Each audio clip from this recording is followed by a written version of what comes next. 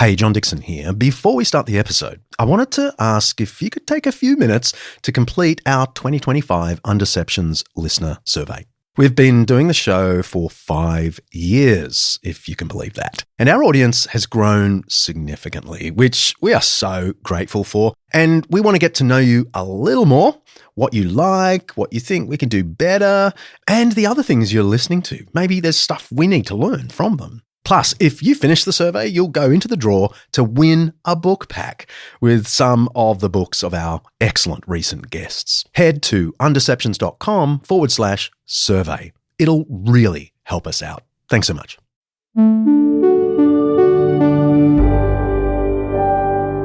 An Undeceptions podcast.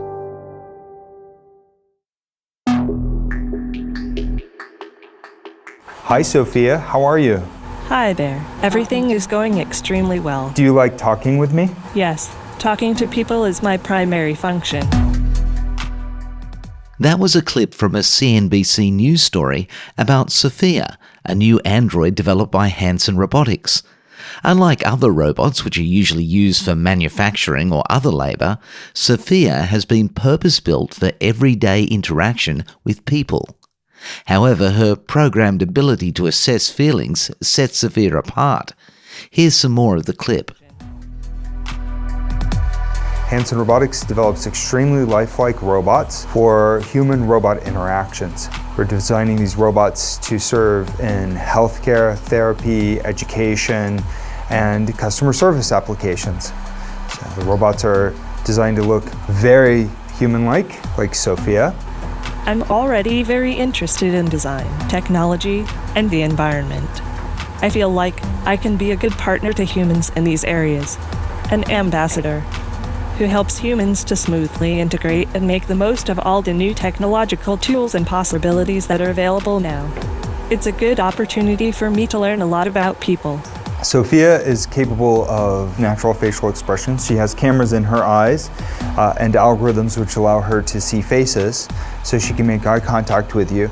And she can also understand speech and remember the interactions, remember your face. So this will allow her to get smarter over time.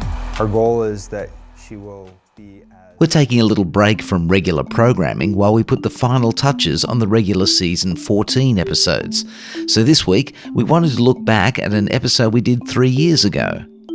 Rosalind Pickard, Professor of Media Arts and Sciences at the Massachusetts Institute of Technology, MIT, joined the show on episode 71 for a fascinating discussion on, among other things, how artificial and emotional intelligence work together.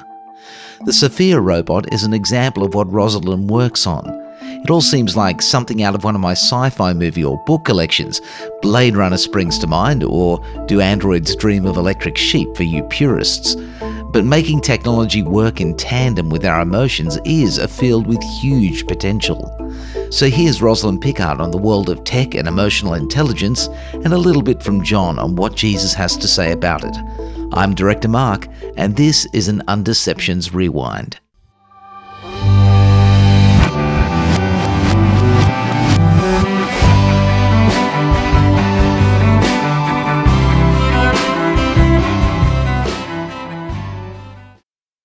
Can you give me some practical applications that you and your team have been working on?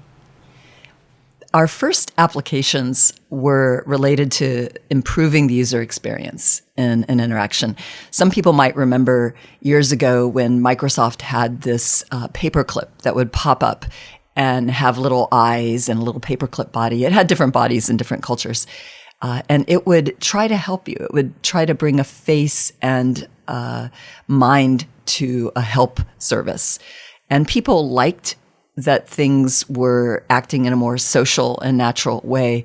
But this clip, while it was outstanding at knowing that you were writing a letter or what you were doing, it had no idea if you were pleased or displeased with the kind of advice it was giving you. You couldn't even say you liked it. Some of you won't have any memory of Clippy. It was discarded. Microsoft ended up even using Clippy in an ad to explain why the new Microsoft XP operating system would come as a relief to everyone. Why, hello there. I'm leveraging real-time, legacy-compliant collaborative micro-branding to complete the most important project in my company's history. As soon as I finish this proposal, It looks like you're writing a letter. Ah! Would you like help? You little metallic... You little metallic... Try rephrasing your query. For example, print multiple copies of a file will lead to... Stop! Listen. Next to Microsoft Bob, you are the most annoying thing in computer history. You know Bob, he's a friend of mine. Clippy and its immediate successors lacked something crucial to the machine-human interface. Any clue about how the user felt. You couldn't even say you like it or don't like it back then. You just could, accept its advice. Which if you were to put a human in that situation where you're like really frustrated about something in your office and you've got a deadline and some human walks in smiling and winking and dancing at you and offering you help and giving you useless advice and not noticing that you're getting annoyed at it and trying to shoo it out of your office, you would never want that human back in your office, right? Unless they apologized and looked sorry for their mistake. But the AIs were completely oblivious to human emotion. They thought intelligence was just about knowing what you're doing and being so smart and how to help you. And instead, they were seen as very offensive and rude. So that was just one example where we started trying to bring emotional intelligence into an interaction. Do you ever think in the end, human emotions, just boil down to mathematics? Algorithms. I'm an engineer, and I can look at just about anything and try to fit an algorithm to it and fit mathematics to it. I can look at it as there's an input, there's an output, and I can try to mathematically represent those and build a very complicated mathematical function that, given those future inputs, will produce those similar, hopefully, outputs, if I think those are good outputs. That's something we designers of technology do. We look at the world that way. We see systems, we see functions, and we even try to look at a lot of things humans do in that way, which if you couple that with a lot of arrogance we can tend to have, can make us think that we could simulate any of it in a machine. But that does not mean that we are building what it is. We are building a model. We are building a simulation. A problem is that the words used to describe models and simulations are long and wordy, and when we use those publicly, people's eyes get heavy. So we use shorthand, catchy phrases like, I won't say this. I won't say the computer has emotions, but the press will describe what I'm doing as, oh, you gave the computer emotions, right? I'm like, no. And I give this paragraph explaining what we actually did. And then they get bored and they say, she gave the computer emotions. Yes, and so this comes back to that dilemma I talked about earlier, that really these computers, this technology isn't able to become human in that psychological, emotional sense. And I'm sure some of my listeners who are really into science and just think it's a matter of time, the science is just going to get better and better and better. There's no real chasm. It's just incremental moves toward actually creating conscious, emotional persons in these devices. What do you make of that? I am an optimist, but I also think that the movies have misled us to some extent about what machines can actually do. Those robots that look really humanoid, they've got humans inside of them, right? They've got animations. They've got humans controlling them. And C-3PO gets sad. So, I've seen it on the screen.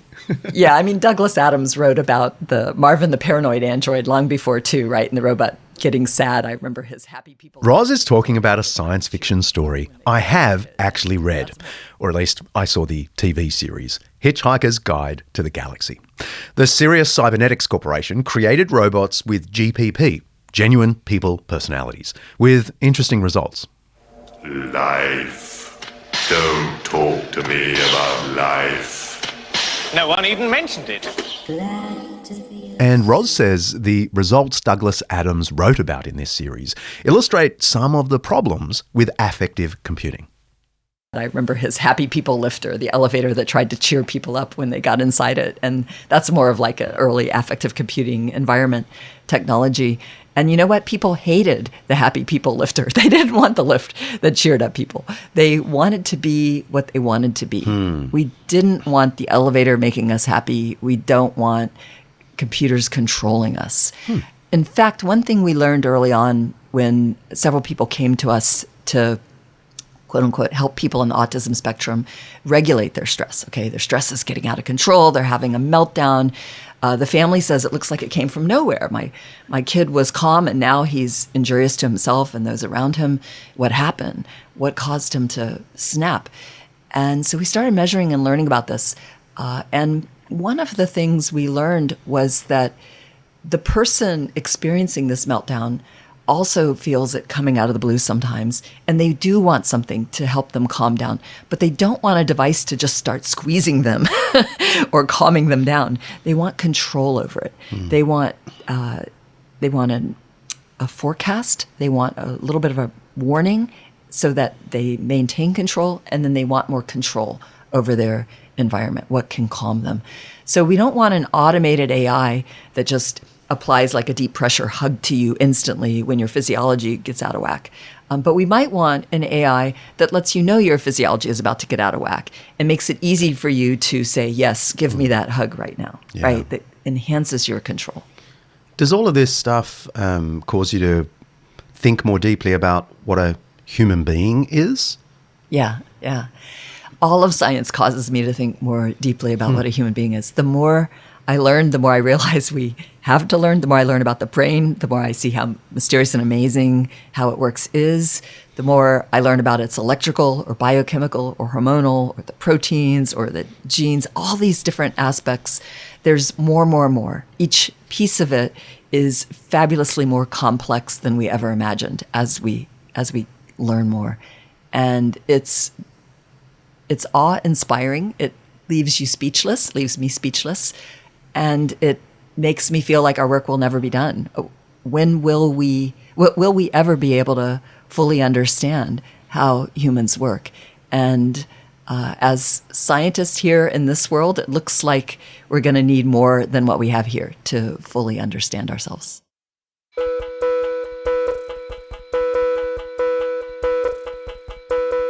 Let's press pause. I've got a 5-minute Jesus for you. One of the very interesting things about the ancient portrayal of Jesus of Nazareth in the Gospels is his varied emotional states. He's presented as very much a man in touch with his feelings. That sounds sweet and relevant in our modern context, where emotions are valued, sometimes overvalued. But in the first century Mediterranean world, just about everyone felt the pressure to conform to the insights of perhaps the most popular school of thought in the day, the Stoics. Almost everything in the Greek philosophical tradition, but especially in the Stoic tradition, critiqued the emotions and demanded that the truly wise person was the person driven by rational impulses only, unaffected by what was seen as the lower sensual impulses of, say, fear, ecstasy, despair, exuberance, and so on. But when ancient folk opened up a gospel and expected to find a sage in complete mastery of his affections, what they found instead was a man of passion who wept at a friend's funeral, John 11, or over Jerusalem's ignorance of God, Luke 19, who got demonstrably angry at religious hypocrisy, even overturning the money tables in the temple, Mark 11, or sweating in anguish in the garden late at night as he was about to be arrested, Luke 22. Not to mention crying out on the cross in Mark 15, my God, why have you forsaken me?" Not so much a cry of doubt as a visceral identification with anyone who has felt abandoned by God. Perfectly in line with this are the words of the Apostle Paul shortly after Jesus, urging Christians to, quote, "rejoice with those who rejoice, weep with those who weep," Romans 12. It seems the emotional intelligence of Jesus was meant to characterize the emotional life of the Christian. Now, we know this was a dramatic point of contrast with the mainstream way of thinking in the ancient world. In fact, there is a lengthy section in one of my favourite ancient authors explaining and defending the Christian view of the emotions.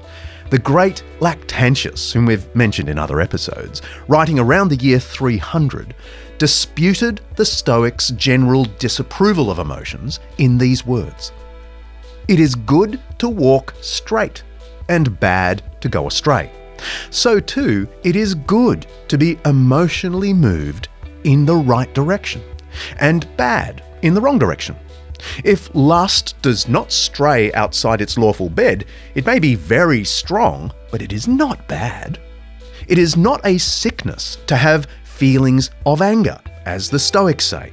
It is only a sickness to exercise anger on someone you shouldn't, or at an inappropriate time.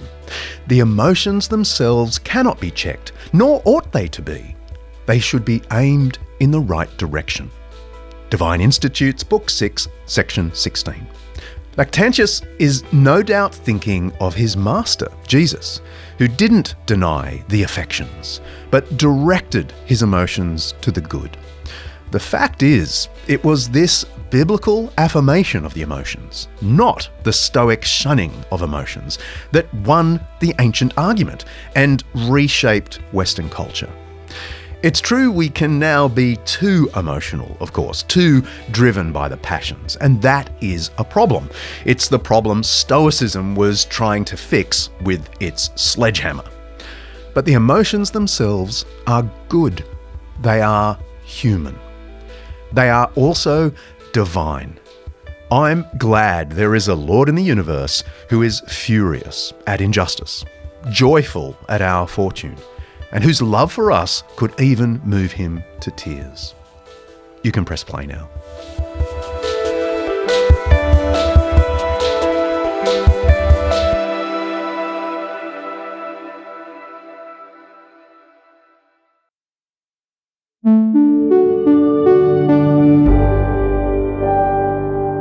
Undeceptions podcast.